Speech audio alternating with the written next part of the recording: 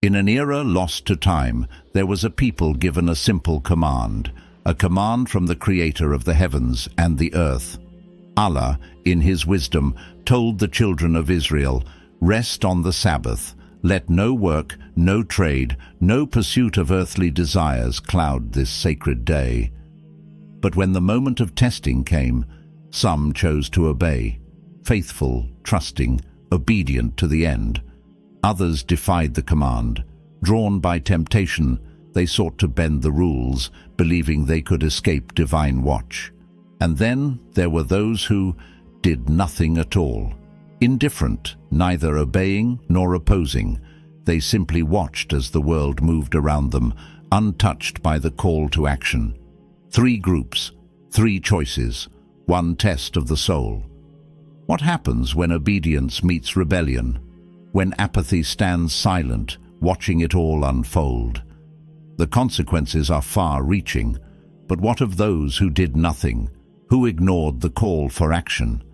Did Allah forget them, or did He choose to punish them in a way they never imagined? Stay with us as we reveal the truth behind the Sabbath breakers, the obedient, the defiant, and the indifferent. A story that holds a lesson for us all, but only if we're willing to listen. The sun rose over the land of Bani Israel, its light casting long shadows over the ancient desert. A people chosen by Allah lived there, given laws and guidance to follow. Among these divine instructions was a command that came from the very essence of Allah's mercy and wisdom, to rest on the Sabbath. Every 7th day, the children of Israel were instructed to set aside their daily pursuits, to cease from their trades, their work, and their distractions. It was a day to worship, to reflect, to connect with the Creator. This command was not a mere suggestion, it was a divine ordinance.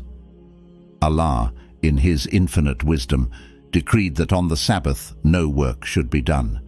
The earth, which would teem with life and bounty on every other day, would on this sacred day be left untouched by human hands. No fishing, no sowing, no commerce, a day of rest, a day of submission.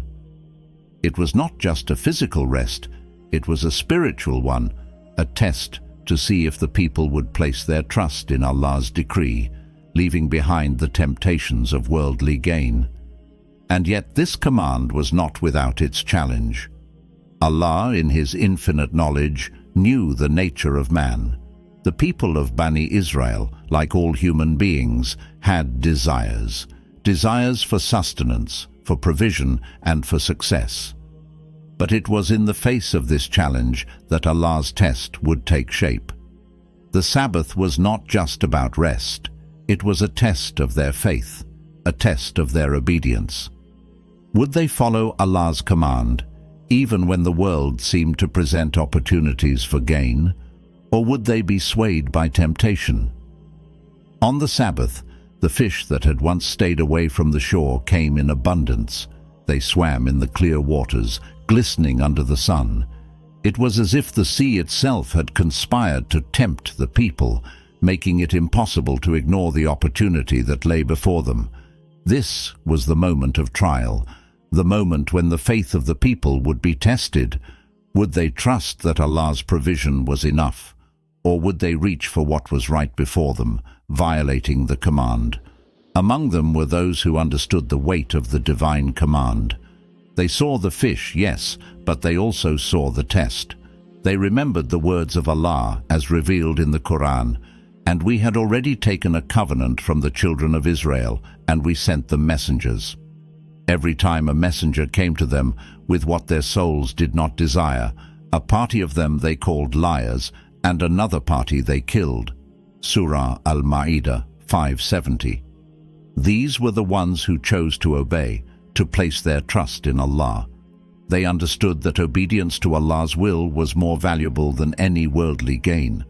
For them, the Sabbath was not a day to be exploited, but a day to renew their connection with the Creator.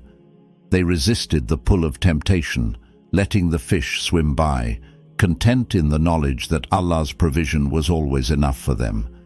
They trusted in His wisdom, that if they obeyed him, the reward would be greater than anything they could gain by defying his command. They stood as a testament to faith, a group who did not hesitate to submit to Allah's law, no matter the cost. But the test was not over, for among them were others, those who were lured by the sight of the fish. They had seen the command to rest on the Sabbath, yet they believed there was a way around it. Could they bend the rules? Could they exploit the opportunity while still maintaining the appearance of obedience? In their hearts, they knew the command was clear: no work, no fishing. But their desires for worldly gain clouded their judgment.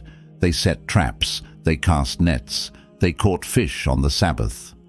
They did not outright defy the law, but they attempted to circumvent it, thinking they could outsmart Allah's command. In doing so, they failed the test. They didn't understand that obedience is not just about following the letter of the law, but the spirit of it. Allah had not just commanded them to rest, but had called them to trust Him fully, even when their desires tempted them to act otherwise.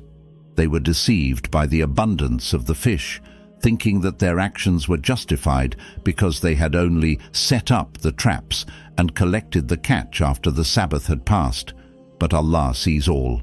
Nothing escapes His knowledge, and no act, no matter how subtle, can escape His judgment. The people who chose this path were disobedient, and in the end, they would face the consequences of their actions. The story of the Sabbath breakers is not just a tale of disobedience. It is a reminder of how Allah's tests come in many forms.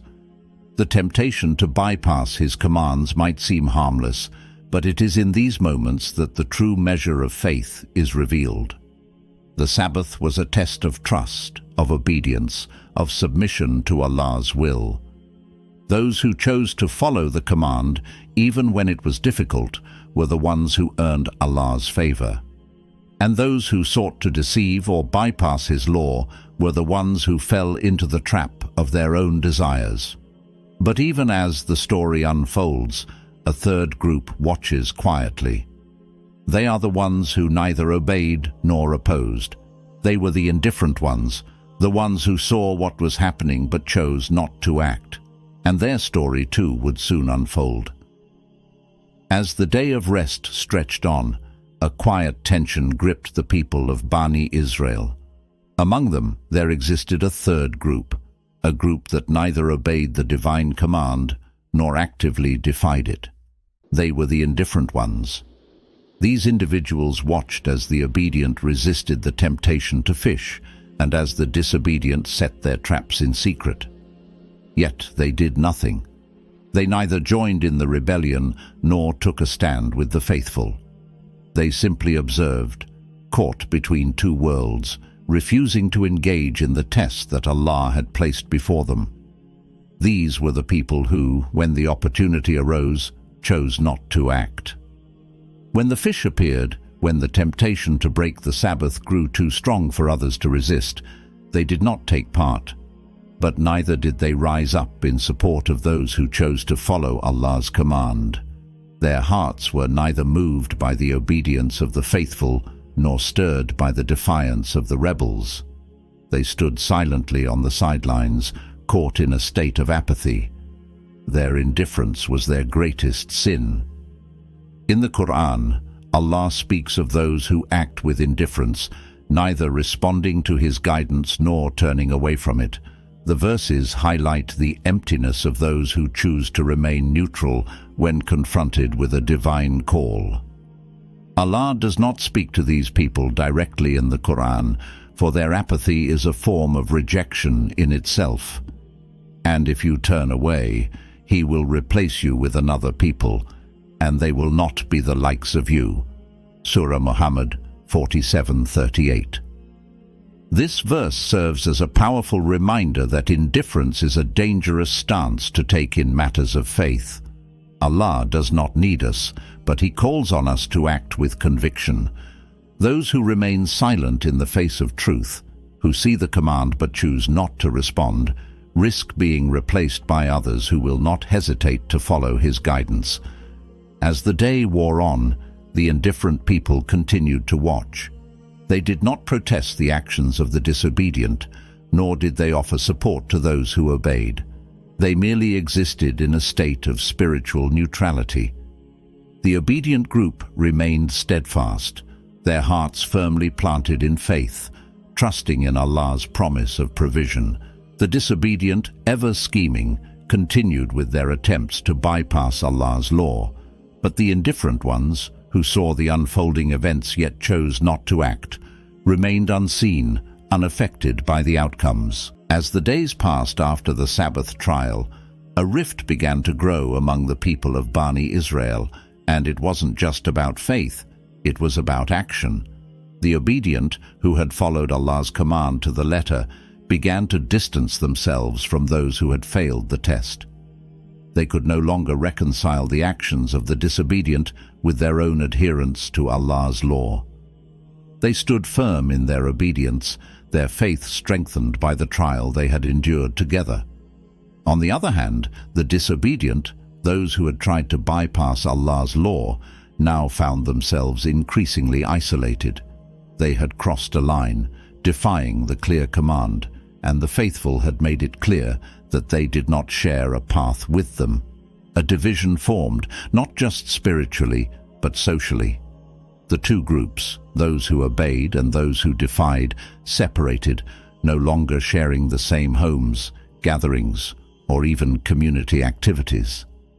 The distance between them grew, as the obedient saw their actions as a violation of divine order, and the disobedient saw the obedient as overly rigid and sanctimonious. One day, a group of obedient men decided to visit their relatives, those who had been part of the disobedient group, but whom they had not seen in some time. They hoped to reconcile, to offer guidance, and perhaps even to change their hearts. But as they approached the homes of their relatives, they were met with an eerie silence. The houses were deserted, the streets empty. It was as if a curse had fallen upon them. Curious and deeply concerned, they ventured further. What they found in the village shocked them to their core. The once proud and defiant people who had flagrantly violated Allah's command were gone, transformed into something unrecognizable. They had been turned into monkeys and swine as a clear sign of divine punishment for their disobedience. The obedient were shaken, their hearts gripped by the horror of witnessing the consequences of rebellion against Allah's law. It was a silent lesson, one that could not be ignored. Disobedience to Allah's command has consequences, consequences that are sometimes visible in this world, as a warning to all who may follow in the footsteps of the rebellious. But what about the indifferent ones, the ones who had neither obeyed nor opposed? They were the ones who felt the tension most acutely. They were not in the company of the faithful, for they had failed to act. Yet they also felt estranged from the rebellious, knowing that their passivity had condemned them as much as the actions of the disobedient. The indifferent were left in limbo, isolated in their inaction, without a community to call their own. This silence from Allah spoke volumes. While the disobedient were punished and the obedient rewarded, the indifferent ones were ignored. Allah did not even choose to address them. It was as if their apathy had rendered them invisible. They were left out of the narrative altogether, excluded from the divine message and the lessons that followed. This silence was a punishment in itself, a divine form of abandonment for those who could not muster the courage to act. Did Allah simply allow them to continue their lives? Or was this the final erasure, a silence more profound than any punishment, more cruel than any reward? The indifferent had been neither beneficial nor harmful. They had refused to take a stand when the truth was clear, and in their neutrality they seemed to fade away, as though they were never meant to be part of Allah's plan. But the final fate of the indifferent remains a mystery, a chilling uncertainty. Perhaps their greatest punishment was being left out of the divine story altogether.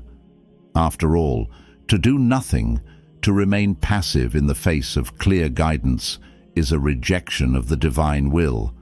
Their silence may have been their choice, but Allah's silence toward them may have been the ultimate consequence. In the end, the lesson was clear.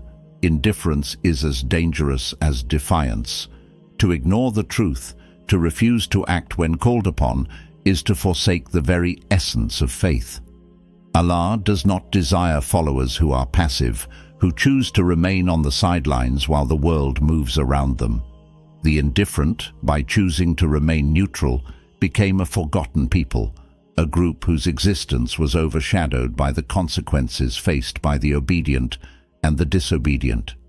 Their silence in the face of truth was the greatest injustice they could commit, for in doing nothing, they denied themselves the chance to earn Allah's favor, and in the end, Allah's silence toward them became the most profound punishment of all.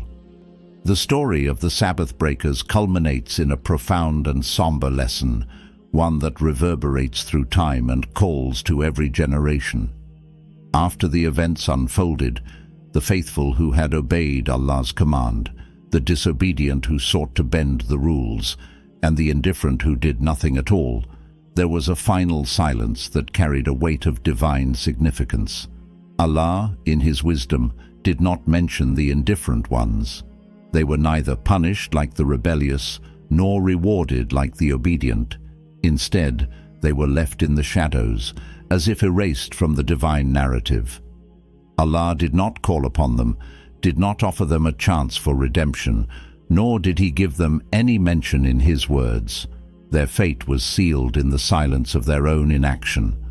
The Qur'an speaks often of the consequences of heedlessness, of those who choose to turn away from the truth when it is clear. It is not just the one who commits sin openly that is rebuked, but also the one who refuses to act when the opportunity to do good arises. Allah reminds us, "Indeed, those who have believed and done righteous deeds and directed one another to truth and directed one another to patience, those are the companions of the right." Surah Al-Balad, 90:17. In this context, those who acted, whether obedient or disobedient, had chosen a side. They had engaged with the truth, either in acceptance or in defiance.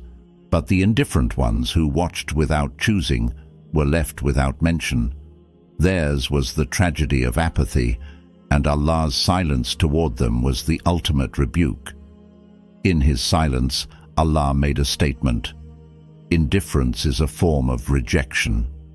To remain passive in the face of Allah's guidance is to distance oneself from the very essence of faith. The Qur'an reveals the profound nature of action. Do not be like those who said, "We have heard," while they do not hear. Surah Al-Anfal 8:21. Allah does not want followers who are passive listeners. He calls on those who engage, who act, who are either moved by His commands or willing to face the consequences of their choices. The indifferent ones, caught in their neutrality, denied themselves the opportunity for both reward and punishment, fading into the background of history. This divine silence is not a trivial detail, it is a powerful warning. To ignore Allah's commands, to fail to choose when faced with the truth, is a loss greater than any external punishment. The obedient were rewarded, their faith shining brightly as an example for all. The disobedient were punished, their actions a clear reminder of the consequences of rebellion. But the indifferent ones were not even acknowledged. They were neither punished nor praised. They were simply forgotten. The Prophet Muhammad, peace be upon him, warned against such inaction, urging his followers to be active in their faith, to take a stand when the truth is clear. He said, "The most beloved of people to Allah are those who are most beneficial to others." Sahih al-Jami. The indifferent in their passivity failed to be of benefit to anyone. They did not help the obedient in their faith, nor did they challenge the disobedient in their wrongdoings. Their neutrality was a waste of their potential, and in the end, it led to their spiritual obscurity. It is clear from the silence of Allah towards the indifferent that this apathy is not without consequence. It is not enough to simply refrain from sin. One must also seek to do good, to act upon the truth, and to stand firm in faith when it is required. The indifferent ones are a warning to us all. If you choose not to act in the face of clear guidance, you risk being forgotten by Allah. His silence is not one of indifference, but a reflection of the choice that they made to remain passive. The lesson is timeless. Whether in matters of faith or in the world around us, we are constantly called to act, whether in obedience to divine command, in standing against injustice, or in striving to do good. To remain silent in the face of wrongdoing, to stay inactive when we see a path to righteousness, is a spiritual death. Allah desires action. He desires conviction. He desires hearts that will act with His guidance, not stand idly by. And so, the story of the Sabbath breakers concludes with a powerful reminder to each of us. The obedient will be rewarded, the rebellious will be held accountable, and the indifferent will find themselves forgotten. As we reflect on this tale, we must ask ourselves, when we are faced with truth, when we are called to action, will we choose obedience or rebellion? Or will we fall into the dangerous trap of indifference, watching from the sidelines as the world moves on, unnoticed and unheard by the one who sees all? In the end, the choice is ours. Will we act, or will we remain silent?